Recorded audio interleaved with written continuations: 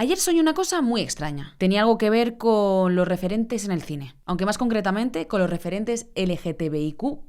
Y le empecé a dar vueltas al tema porque nunca antes me había parado a pensar en ello. Yo crecí con unos referentes que supone que eran la norma, ¿no? Como persona cis y hetero. Pero esa norma representa una realidad, cuando en verdad hay un montón. El cine me dio la oportunidad de verme y de reconocerme, y de que otros me vieran y me reconocieran. Y creo que es justo que las personas que tienen otras realidades tengan también este derecho. Así que para saber un poco más sobre el tema, decidí hablar con uno de los organizadores del Festival de Cine LGTBIQ+ de Madrid, Les Gay Cinemat. Pero antes, vamos con el sueño.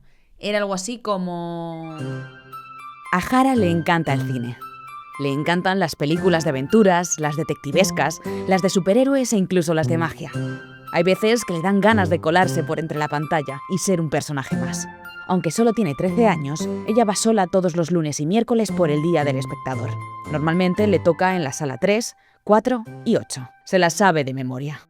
Un día, viendo la televisión... En el mundo Wildflower, todo lo que quieras creer, podrás hacerlo. La vida aquí era perfecta, hasta que un día apareció la masa rosa. ¡Tenemos que protegernos! No sé si podremos enfrentarnos a ella. Nuestra fuerza es nuestro poder. Las aventuras de Wildflower, la secuela, ya en cines. Jara no espera ni un segundo para ir a verla. Mamá, ¿me das 5 euros? Van a estrenar las nuevas aventuras de Wildflower, la tercera parte. Bueno, venga, vale. Jara sale pitando de su casa. Pero al llegar, sucede algo. Hay una nueva sala de cine, la sala 12, rotulada con distintos colores. Mira a los lados, algo indecisa. No ve a nadie, así que decide entrar. Se sienta.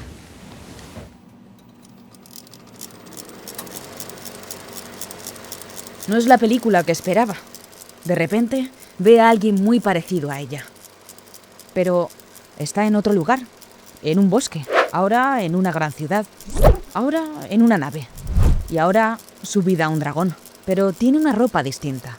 Parece un chico, o una chica, o las dos. Se enamora de una chica y ahora de un chico. Cada escena es una realidad que no había imaginado. En esta es una detective trans que tiene de mascota a un pájaro parlanchín.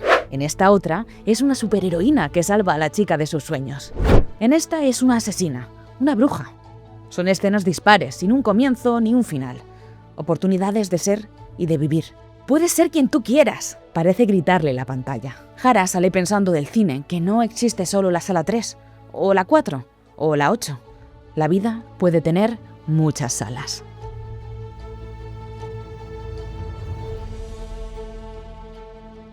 Y me empecé a preguntar, ¿cómo de importante es la presencia LGTBIQ+ en el cine? Seguro que has escuchado alguna vez que si el lobby LGTBI, que si el adoctrinamiento del movimiento woke, como si fuese un monstruo que absorbe a la gente, ¿no? ¿Hasta qué punto esto es así? Yo lo único que sé, y a los hechos me remito, es que estamos ante la amenaza de un retroceso en los derechos humanos, debido a una ola reaccionaria que defiende creencias y valores que creíamos superados. En Estados Unidos, Trump, en enero, aprobó una batería de órdenes que prohibían las políticas DEI, es decir, aquellas que obligaban a las empresas a fomentar la diversidad, la inclusión y la equidad. En Europa, el primer ministro húngaro impulsó una ley que prohibía las marchas del orgullo. Y aquí en España, la presidenta de la Comunidad de Madrid, Ayuso, reformó la pionera ley de identidad y expresión de género. Si antes cualquier persona podía ser reconocida por su identidad de género en Madrid, en cualquier sitio, en los médicos, en los colegios, ahora ya no es así. Debe reconocerlo el registro civil. Es decir, se anula la autodeterminación y queda en manos del Estado. Y esto, claro, tiene consecuencias. Universidades que ya no tienen financiación para dar becas. Empresas que ya no fomentan los espacios inclusivos. Y personas que se ven invisibilizadas cuando existen.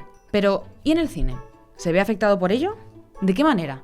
¿Qué cine se hace? Y en el pasado, si se supone que eran tiempos más retrógrados en principio, ¿qué cine se hacía?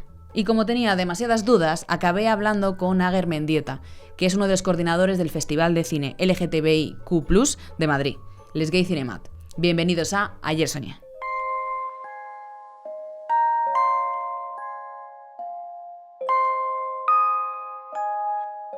Ayer Soñé, un podcast de Marta Gómez.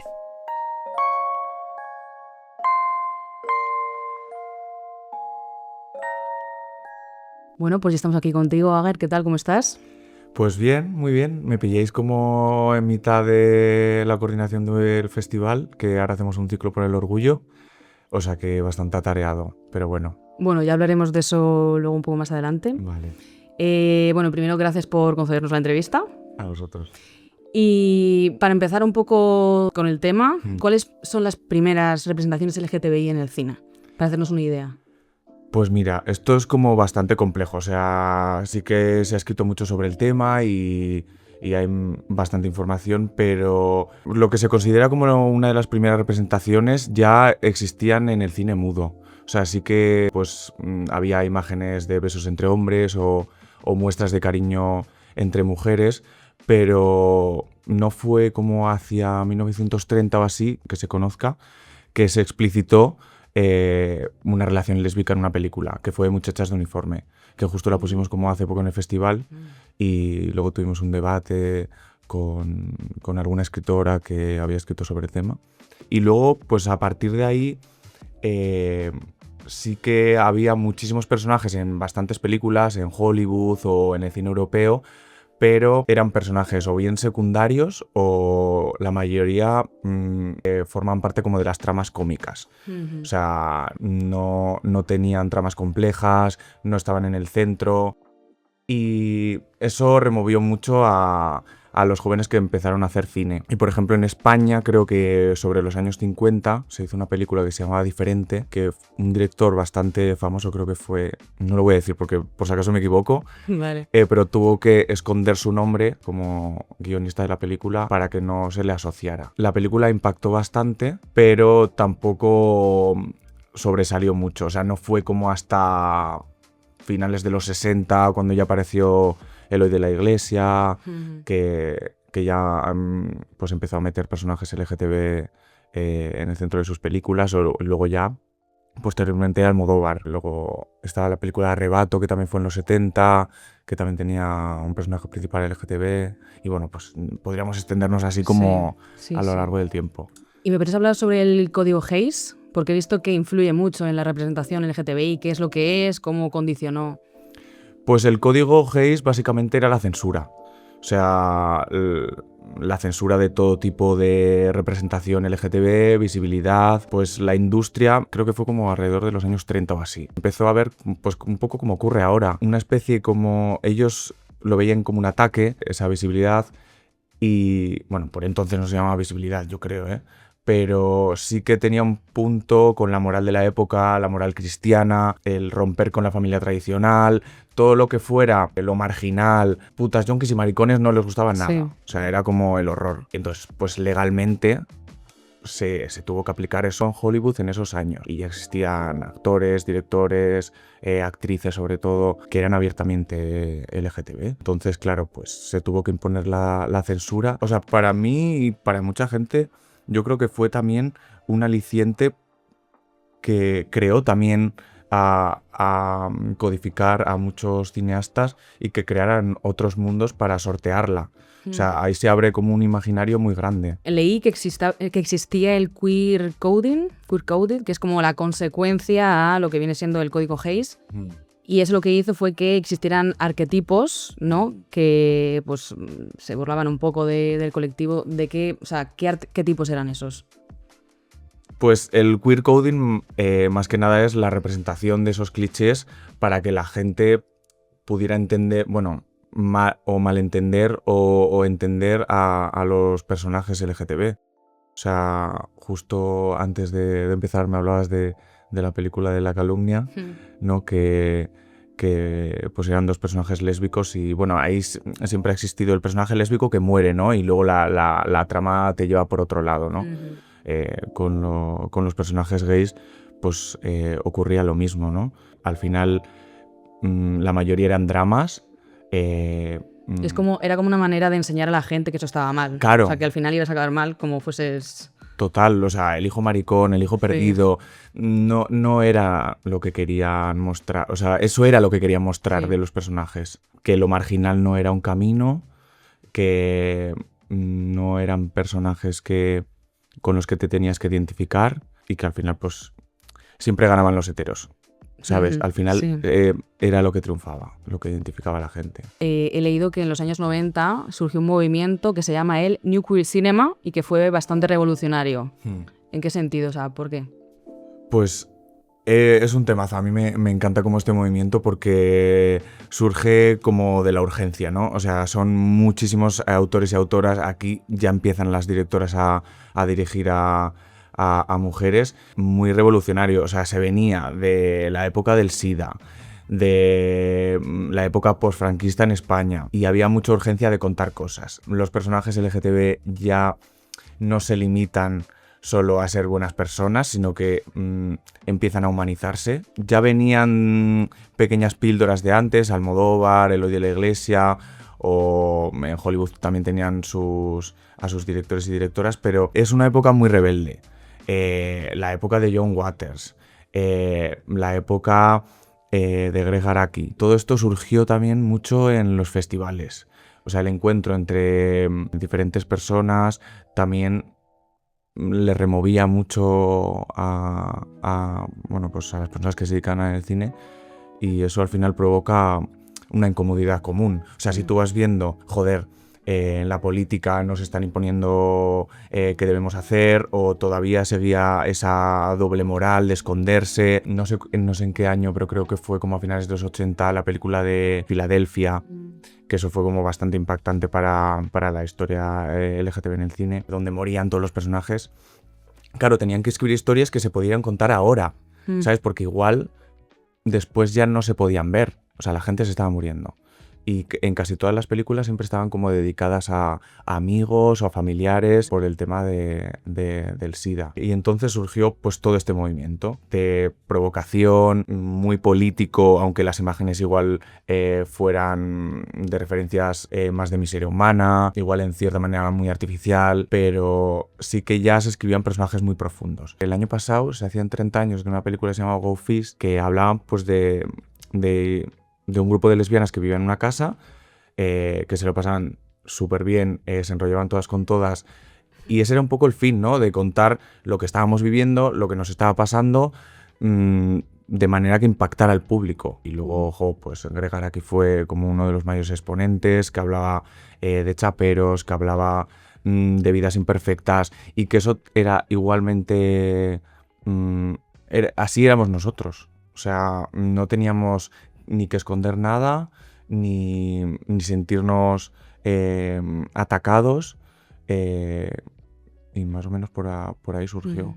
Y has hablado de Almodóvar, aquí fue un pionero, pero ¿se encuadra dentro de este movimiento o lo llevarías por otra...? Yo a Almodóvar tampoco le incluiría en este movimiento porque al final, bueno, las etiquetas pues es más que nada para que conozcamos un poco y para poner nombre a lo que está sucediendo. Almodóvar empezó como mucho antes, con Pepi Lucibón, cuando se juntaban actores, actrices, ilustradores, cantantes. O sea, fue una época como muy...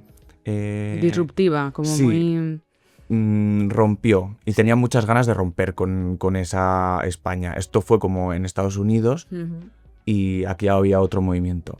O sea, sí que se le puede enlazar por ciertas temáticas, ojo, pues incluir travestis en el cine, la música punk, todas estas referencias, incluso las referencias a otras películas antiguas, a estos grandes melodramas, o las referencias, eso sí que les podría unir. No les metería en el mismo saco, pero sí que se les podría estudiar conjuntamente. ¿Y cómo ha evolucionado la representación de personas trans y no binarias en el cine? Pues mira, una de las primeras representaciones trans que hubo en el cine español fue la película de Cambio de Sexo de Vicente Aranda. O sea, que fue la primera vez como que se habló de temas como la vaginoplastia. ¿En qué año fue? Pues creo que fue como en la época de los 80, finales de los 70 o así más o menos. La de A Cambio de Nada es una ficción y creo que era de una actriz, no me acuerdo. No pasa nada. Que hablaba, o sea, mostraba una vaginoplastia. O sea, que eso era como muy rompedor. Sí. En alguna película de Eloy de la Iglesia también salían como... Bueno, al final lo trans siempre se ha asociado pues a la prostitución. Y eso, claro, yo creo que existe incluso hasta ahora. O sea, ahora que se ha hecho Veneno, todo eso ha cambiado mucho el discurso. Y bueno, como yendo un poco para atrás, tanto Almodóvar ha representado a las personas trans. Vivi Anderson fue como una de las primeras actrices que se hizo famosa en Tacones Lejanos, que hizo ese baile como tan icónico. Y después no se ha tocado mucho. En los 90 no se hizo muchísimo cine que incluya a personas trans y ha sido un poco en la actualidad cuando realmente se han incluido narrativas sobre las realidades trans que sean importantes y que dejen un poco huella. Ahora con la de 20.000 especies de abejas. Es verdad. O mostrar infancias trans desde una mirada tan humana como se ha hecho en esa película, pues ha sido como muy pionera, sigue siendo aún pionera. Y bueno, ya ni hablamos como de las transmasculinidades, imposible. O sea, los primeros directores o los primeros productores están saliendo ahora. Existe como un observatorio de la diversidad audiovisual ODA que, bueno, impulsa un poco a muchos directores, organiza encuentros en los festivales para poner en común estas historias con la gente que tiene pasta para poder producirlas, porque también es eso, al final casi todo el cine LGTB se hace o bien de serie B o tiene otros circuitos al final. O sea, tú vas a la cartelera y ahora, mira, ahora justo sí que hay una película trans que es la de la hermana de Pedro Pascal. Pues ahí en el centro sí que se pone también a una persona trans. Pero todavía cuesta que financien películas... Es casi imposible. O sea, cuesta muchísimo. Y eso que estamos como en Europa y en Estados Unidos, en Latinoamérica... ¿Pero por qué crees que pasa eso? Pues porque no interesan.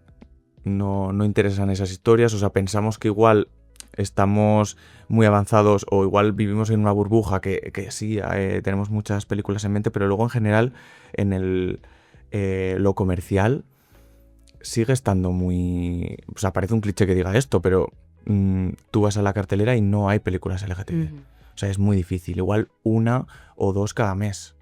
O sea, siempre están en otros circuitos o bien en plataformas y porque los propios directores de las plataformas son del colectivo y eso hace que sea mucho más activista pues poner una película de estreno que sea LGTB y comercializarla de esa manera, pero cuesta muchísimo. O sea, yo creo que seguimos con esa narrativa en la cabeza. ¿Tú crees que es porque les da miedo quizás pues que haya polémicas o que... No sé, por ejemplo, no sé si has visto Lilo y Stitch. Sí. Has visto que hay un personaje que en la primera versión como que se vestía de mujer y ahora en la segunda como que no han querido. Y el director decía eso, que él lo intentó, pero que no ha habido manera. ¿No? Todavía es como... A ver, el cine y la realidad está muy atado. O sea, si estamos viendo una ola reaccionaria de la derecha que está ahí en el punto de mira, tú no te vas a atrever a hablar en público sobre esto si no llega a ser tu realidad más cercana. O sea, cuesta hablar del tema públicamente y más si son trabajos de años y hay que financiarla con miles o cientos de miles de euros. O sea, estas películas estamos hablando de presupuestos millonarios, que la va a ver todo tipo de público. O sea, son películas para todos los públicos. O sea, igual que pasó como en Buzz Lightyear con El beso, es verdad, que se prohibió en varios países. Sí. O sea, todavía sigue existiendo la censura en esos aspectos. En China o en Rusia, o sea, está prohibido hacer propaganda LGTB. ¿Cómo vas a hacer una peli? Claro, ya. O sea, ahora en Estados Unidos, que también lo vi hace poco, la actriz Hunter Schafer, que hace como es verdad, sí. un personaje trans, no se le reconoce su identidad en su país. Pues ¿cómo va a hacer ella personajes trans? O sea, si se va a exponer tanto. O sea, te tienes que exponer tanto que eso te puede incluso robar la identidad, que yo creo que mucha gente no está dispuesta a ello. O sea, como ocurría antes en las dictaduras, que te tenías que exiliar porque no podías hablar, no podías mostrar cómo eras y tu arte o tus libros. Ahora se estrenó una película, un documental que se llama Un hombre libre, de un escritor español que se tuvo que exiliar a Francia porque escribía obras de teatro sobre lo trans o eran muy transgresoras. ¿Durante el franquismo? Sí, o sea, estoy hablando de los años 60, 50. Y claro, tuvo que escribir toda su obra en Francia porque aquí no le dejaban escribir y él necesitaba escribir. Claro. O sea, tú cuando necesitas contar tu historia si a ti te la censuran o no te dejan contarla, a mí eso me parece como horroroso.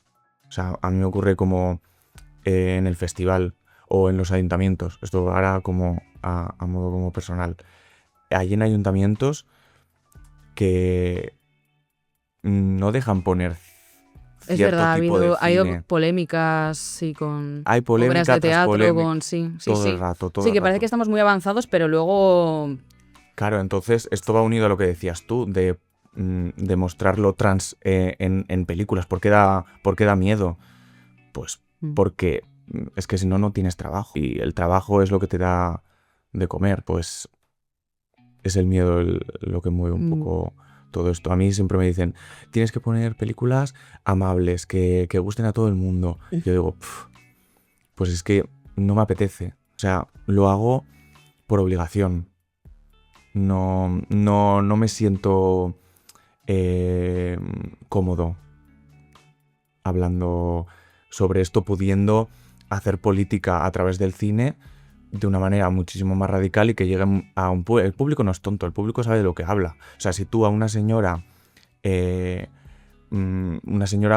ha vivido experiencias muy fuertes, o sea, ya sea con familiares o en la política ha vivido la represión, ella sabe de lo que estamos hablando, no, Sí, no hay que tratar de tonto al espectador. ellas saben de lo que van a hablar. Entonces, hay un paradigma ahí muy raro que no se sabe muy bien cómo se va a resolver. Sí, se necesitan más productores valientes. Sí, tú estás dentro del festival el Gay Cinemat Sí. y dentro de ese festival dais la oportunidad a nuevos directores a que pues busquen financiación, ¿no? ¿Cómo funciona? Pues mira, nosotros aparte del festival tenemos como un laboratorio de proyectos que, bueno, ponemos como en relación pues a jóvenes directores de universidades o a gente que está dirigiendo su primera película, y luego lo tratamos con profesionales que ya han hecho sus primeros trabajos para que se pongan un poco en relación y vean que se puede hacer Se cine. puede. Claro, aunque sea con poco dinero. Yo siempre pongo el ejemplo de, no sé si conocéis a Marc Ferrer, es un director de cine que es muy político en ese sentido y ha dicho, vale, si a mí no me dan dinero, o sea, yo lo voy a hacer con los medios que tenga y voy a contar la historia que yo quiero. Y si quiero poner a una persona trans que tiene una historia de amor con una persona inmigrante, lo voy a hacer. Y de hecho, su última película va sobre eso, que encima es como un remake de una película de Fassbinder, que también como... ¿Cómo se llama la película? El Reír, Cantar, Tal vez Llorar es la película de Marc Ferrer y es como un remake de Todos nos llamamos Ali, creo, de Fassbinder, que también habla de lo mismo, que es una mujer trans que vive bueno, pues en un vecindario normal, que todo el mundo bueno, pues la trata bien y tal, pero cuando tiene una relación con una persona negra, todo el mundo la empieza a tratar diferente. Y eso, joder, pues claro, tú eso lo ves con unos grandes presupuestos y dices, joder, o sea, esto a mí me parecería como raro. Pero dijo, va, pues lo grabo con lo que tenga, con el dinero que me dejen, con mis ahorros y me monto mi propia película y nadie me va a decir nada. Porque no dependo de nada, no dependo luego de justificar proyectos, ni nada. Esto le pasa mucho a Eduardo Casanova, ¿no? Que se le ha criticado mucho, ¿no? De ¿qué hacen con mis impuestos? ¿Qué pasa con esta? Eso también tiene mucho que ver al final, porque la gente siempre se pregunta a dónde va su dinero público, ¿no? El dinero público, ¿no? Hacer películas de mariquitas y con sus cositas y tal. Pues no, o sea, al final hay una teoría y él quiere mostrar su arte y esa es su manera. O sea, hay que dejar libertad a las personas a que se puedan pronunciar como quieran. O sea, si no, no tendría sentido nada. O sea, si tú no le dejas a una persona ser libre y contar lo que desea, ese deseo queer que nunca ha existido, ¿cómo se van a seguir haciendo películas? Pues él siempre contaba un poco eso. Me estaba acordando de que le conté a una persona que iba a hacer esta entrevista y me dijo, joder, pero si ahora están por todas partes y todas las películas van de lo mismo, no sé qué. Y es un poco, creo que es, no sé si surge de la ignorancia, no lo sé, pero es como poco realista en ese sentido. O sea, es cierto que, no sé tú qué opinarás de las series estas que están en las plataformas, rollo, no sé, Heartstopper o estas. ¿Qué opinas de ello? A ver, a mí me encantan. Sí. O sea, yo cuando las veo digo que es como lo típico que dices, ¿no? Ojalá haber visto esto cuando era joven, porque justo ese ejemplo de Heartstopper es muy bueno porque habla de relaciones complejas cuando eres adolescente. O sea, las personas queer tendemos a no tener un primer amor sano. Y bueno, al menos pues estas plataformas o estas series nos acercan un poco a eso, a tener como referentes positivos, a que esto existe y que se debe respetar. Entonces, pues cada plataforma tiene su cuota y hay que contentar a todo el mundo. Pero bueno, por lo menos tenemos nuestra parte y somos un nicho también. O sea, queremos esas historias y están ahí para nosotras. Entonces, a mí me parece correcto. Luego habría que analizar como serie por serie, pues cuál es la representación, quién está detrás, incluso los personajes, en Heartstopper no fue que uno de los personajes como que le presionaron a que saliera del armario y tal, y al final salió, y era como, joder, yo he hecho justo esta serie que iba de eso, y al final no he sido como, o sea, me han obligado un poco a esto. Pero sí, me parece como que haya referentes positivos en la serie, me parece como todo perfecto. Ahora se ha estrenado también la de Big Boys en Filming, que también me parece como que desde la comedia se puede hablar de muchísimos temas sin que sea frivolizado, que verdaderamente haya que hablar que sí de Grindr, que sí del chemsex, que sí de las problemáticas con las lesbianas, que sí de los procesos o diferentes realidades trans. El colectivo es muy grande. O sea, ahora antes igual se reducía todo muchísimo, pero ahora hay muchísimas realidades y cada persona LGTB tiene su propia vivencia. Y al final, si desde lo experiencial parece que te estás repitiendo, es imposible, porque al final cada uno tiene una historia y siempre como que merece ser contada, ¿no? Te quería preguntar, ya es una de las últimas preguntas, sobre los asexuales, porque yo es cierto que he visto muy poco de ellos. O sea, creo que en Filming sacaron Slow, no sé si te suena, pero no es como que sea algo muy visible. Ya, no es nada visible. No es nada visible, o sea... Hay colectivos... Incluso, ¿sabes? Que no, o sea, yo, por ejemplo, no sabía que existía hasta hace, no sé, 2-3 años. Sí que hay como colectivos politizados, pero en el cine yo no he visto representación. Justo la peli que dices creo que es como ahora el referente que tenemos sobre asexualidad. Pues hay un personaje en BoJack Horseman que se llama Todd, que es asexual. Se presenta como que está con una chica y la gente a su alrededor como que no entiende muy bien porque no tiene relaciones. A él tampoco le apetece. Y entonces da con una psicóloga que le explica sobre qué va y que es normal y demás. Y en cierta manera, o sea, a mí me educó en ese sentido de saber que existe eso y que no es raro, o sea, que existe. Claro, pues es que si no se representa en el cine, la mayoría de las personas que no son asexuales no se va a entender. O sea, yo creo que existe un procedimiento muchas veces como incluso didáctico de procesar toda esa información paso a paso, como dices tú, vale, pues vamos a mostrar cómo esa persona pues va a un psicólogo o bien habla con sus amigas o bien habla con sus padres del tema y se normaliza de alguna manera. La palabra como normalizar a mí a veces como que me choca, porque es como, vale, vamos a normalizar. ¿Qué es la norma? Claro, para ti la norma colectiva ya sabemos cuál es, pero la realidad igual de la asexualidad es otra. Ya. Entonces, pues está súper bien como que se explique de esa manera. Yo creo que se tiene que hacer un poco así. En Slow no, yo sí que la vi y en esa va como a saco, ¿no? O sea, no lo hace de una forma didáctica, sino que lo hace de una manera como súper natural, ¿no? Sí, le va mostrando él sí. su propia realidad y le dice, bueno, esta es mi manera de entender la sexualidad y me gustaría compartirla contigo y bueno, pues quiero preguntarte a ver si estás dispuesta o no. Que también está bien que esa persona que igual no sea cercana a esa realidad bueno, pues lo comente consigo misma y lo hable con la otra persona y pues para ver cómo pueden comprometerse. Ujú, Eso se sí, muestra que es y una realidad más al final. total. Sí. Entonces es como el mayor exponente, ¿no? Ujú. Qué guay como Sí. que haya ese referente en la sexualidad. O luego también está la intersexualidad. También.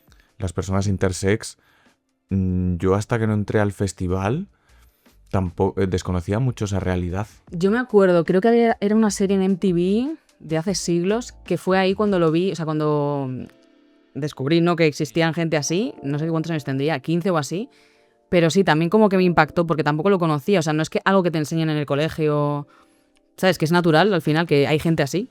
Sí, y hasta que no la conoces, pues igual no sabes lo que es. Claro. Nosotros, esto fue como un error que tuvimos porque como en nuestro grupo de programación no hay una persona intersex, pues muchas veces igual ciertos códigos o ciertas realidades pues se tienen que preguntar.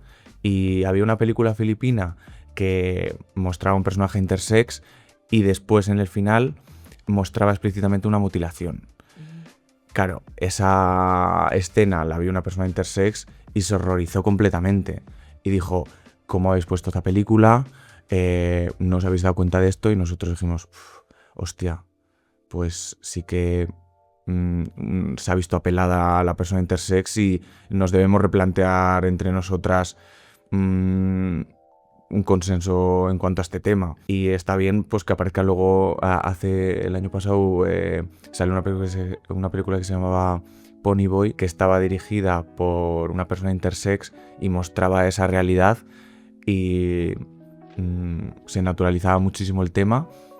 Y no solo era una persona intersex, sino que trabajaba en una lavandería, era una persona que tenía problemas económicos, era mucho más allá, o sea, su personaje era tan complejo que lo intersex solamente era No era su personalidad. No era su personalidad. Ya. Que igual al principio, en las primeras películas que se hacen sobre asexualidad, las personas intersex se centre sobre todo en esa temática, sí. Pues como todos los directores o directoras que han tratado esas temáticas. Pero después ya tienen que tener una amplitud y una complejidad que se acerque a la realidad social. Si no, ni nos vamos a ver apeladas, ni nos va a interesar ya. Porque va a ser como, vamos a volver otra vez al cliché de pobrecita la persona queer, de seguramente acabe mal, y sea otra vez, volvamos a referentes negativos o como nos pasó, como explicitar ciertas imágenes que no son necesarias ya. ¿Y la representación de las personas no binarias? Pues yo creo que las personas no binarias siempre han estado en el cine, lo que pasa es que ahora se ha etiquetado mucho más y hay mucha más diversidad en ese campo. Pues, por ejemplo, Samantha Hudson, así como la persona no binaria más famosa o que tiene más representación. Bueno, cuesta porque no hay personas no binarias en puestos de guión o en puestos de dirección, ¿sabes? Hace falta que esas personas estén ahí para escribir sus personajes.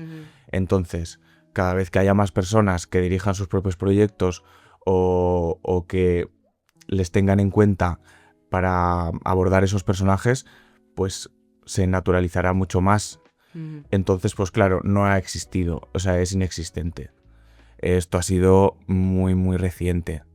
Las personas no binarias en el cine, en la televisión, en las series. Yo creo que ha sido más por las series, el tema de lo no binario, que también tiene mucho que ver con lo trans. Sí, o sea, al final, sí, tiene relación. Sí. Las personas trans pueden ser no binarias, hay personas que han evolucionado y que, bueno, han encontrado su identidad pues a lo largo de sus proyectos. Ha habido muchos personajes que han empezado a actuar sus proyectos en mitad de una transición y eso ha cambiado las narrativas de sus personajes. Entonces, bueno, es muy reciente. Yo creo que no hay... Pues como la historia reciente, no está escrito todavía aún. Se está como procesando muy poco a poco la representación de estos personajes. Pues esas personas tienen que ir a los festivales estos como en el que tú estás para poder tener financiación y que se hagan este tipo de películas. Y bueno, ya vamos a ir acabando y te voy a hacer la pregunta que hago a todos mis invitados, porque sabes que yo tuve un sueño una vez y por eso estoy aquí. Entonces te quiero preguntar, ¿alguna vez has tenido un sueño que te haya hecho reflexionar, que te haya enseñado algo sobre ti? Pues sí. O sea, a mí me interesa también mucho este tema. ¿Ah, sí? Sí. Y hay sueños como que tienes muy recurrentes, ¿no? Sí. Yo tengo como un sueño muy recurrente que me recuerda mucho como a la adolescencia, que es como el típico campo abierto de Windows. Sí. Como una pradera verde enorme, como con columpios extremadamente grandes. O sea, yo recorriendo como esa pradera y encontrarme todo ese mogollón de columpios enormes, o sea, como si fuera una ciudad llena de columpios. ¿Y tú eres pequeño? Yo soy súper pequeño y estoy como descubriendo como como un parque de atracciones, pero de madera, Sí. enorme. ¿Y qué crees que significa? Pues seguro que tiene algún significado, ¿no? Ya. Muchísimo, yo creo que Como sí. algo de la infancia o algo, ¿no? Sí, Puede ser. yo creo que sí. Sí. Atraviesa mucho ahí Sí. la infancia. Yo creo que alguna vez como que me he puesto a buscar en plan, Sí. ¿qué significa soñar con un edificio grande? O con museos grandes. Sí. Claro, pues ahí te ves como muy pequeñito, ¿no? Ya, sí. Bueno, pues hasta aquí la entrevista, Ager. Muchas gracias. Y a los demás nos vemos en 15 días y pues nada, chao.